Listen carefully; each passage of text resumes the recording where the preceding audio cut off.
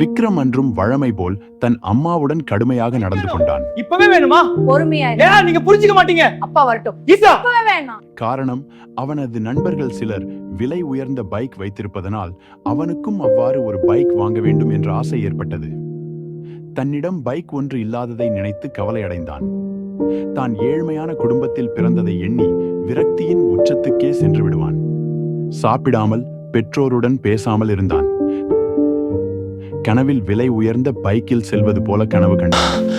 விக்ரம் இவ்வாறு நடந்து கொள்வதை அவனது அம்மாவால் பார்த்து கொண்டிருக்க முடியவில்லை. தனது கணவரிடம் இது பற்றி கூறினார்.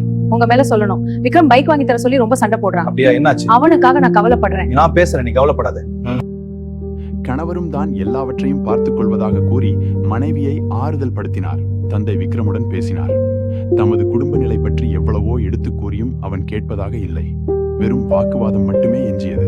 வேறு வழியின்றி விக்ரம் சந்தோஷமாக இருந்தாலே போதும் என்று நினைத்த அவர்கள் அம்மாவின் திருமண நகைகளையும் விற்று கடன் வாங்கி பைக் ஒன்றை வாங்கி விக்ரமின் ஆதங்கத்தை பூர்த்தி செய்து அவனை சந்தோஷப்படுத்த நினைத்தனர். இந்த பைக்கை வாங்கலாமா? ஆமா, வாங்கலாம்.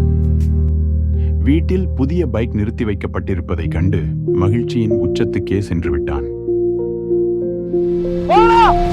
வேகமாக பைக்கை ஓட்டுவதுதான் கெத்து என் நினைத்து நண்பர்களை ஏற்றிக்கொண்டு பைக்கை வேகமாக ஓட்டத் தொடங்கினான். பைக் கிடைத்த நாளில் இருந்து தனது பொழுதுகளை மகிழ்ச்சியாக கழித்தான். ஆனால் அந்த சந்தோஷம் நீண்ட நாள் நிலைக்கவில்லை.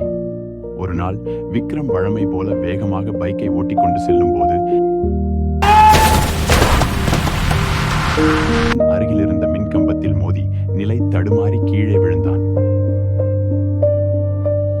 அங்கே சுற்றி நின்ற சிலர் விக்ரமை மருத்துவமனையில் சேர்த்தனர். அந்த நிமிடமே விக்ரம் உணர்ந்தான். பெற்றோரின் உழைப்பை மதிக்க கற்றுக்கொண்டான்.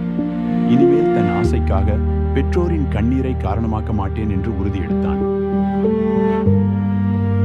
பெற்றோரை கஷ்டப்படுத்த மாட்டேன். ஒழுங்கா வேலைக்கு போய் பெத்தவங்களை நல்லா பாத்துக்குவேன். வேகமா வண்டி செலுத்த மாட்டேன். ஹெல்மெட் இல்லாம வண்டி ஓட மாட்டேன்.